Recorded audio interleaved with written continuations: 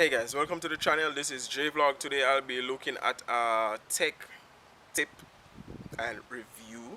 So what do you need to know when you're buying a budget smartphone? Budget smartphones are good for people that are on a budget and can't really afford expensive like the iPhones, the Samsung Galaxies, the more expensive Blackberries, the high-end phones.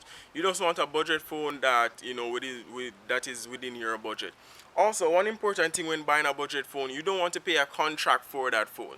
So you need to buy that phone cash, outright cash. You just need to pay for that, get it over with, and start using your phone. So let's get down into it. So things you need to know. You need a good battery. That's very, very important. You need something at least 2,500 to at least 3,000 milliamps battery. That's very, very important when you're buying a budget smartphone. Ensure that you have a 2000 milliamps or higher battery. The next thing that I'll be looking at is ROM memory. Ensure that you have at least 1 to 2 gigabyte of ROM memory. That's very good.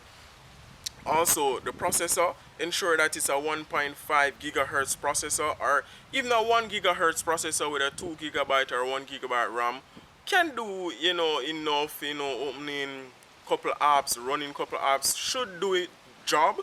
So ensure that you have a 1.2 gigahertz, 1.5, 1.7. That's very important. You go along with the ROM memory. Ensure that you have enough storage. Anything above 8 gigabyte ROM storage to store your music, your videos, and your picture is very, very nice. Keep in mind that you will run out of memory eventually, depend on how you use your phone and how many data you transfer and stuff like that. So the next thing that you look at in the storage area is SD slot, micro SD slot. This is extra storage. So if your smartphone comes with a micro SD slot, that is very, very nice. You can add at least up to 16 to 64 gigabyte of extra storage with those micro SD. So you slide it in and you're good to go. The next thing that you look at is camera. Ensure that a rear view camera at least 5 megapixel to 8 megapixels. Some phones give you 12, 13, but for a budget phone you will be getting like a 5 to a 8. Anything above a 5 is very, very nice. Also, ensure that you have a front facing camera. Nowadays people like to video talk. Everyone likes to video talk. It's really, really nice. Ensure that you have a front facing camera with at least 2 megapixel at the front facing camera, taking your selfies, and stuff like that. Also ensure that the camera has flash at the back. That is very, very important when you're going out in the night, you want to take a few pictures, you have that flash, that LED flash at the back. That is very, very important. So when you're looking for a phone, ensure that you have that.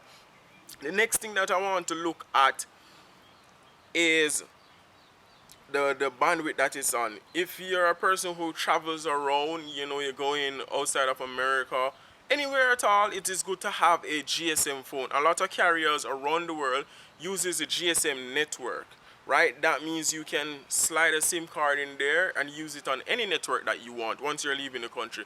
If you're going to stay in America, if you're just going to use your phone in and around American states, you can use a CDMA phone and you can get those from Verizon, Singular, all those brands that provide a CDMA network. The GSM network are mostly T-Mobile and AT&T. Those are the GSM networks.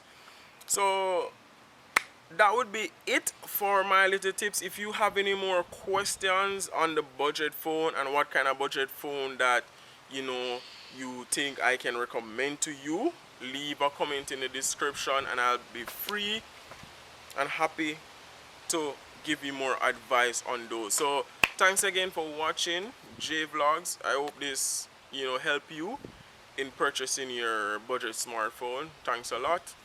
I'm out, peeps.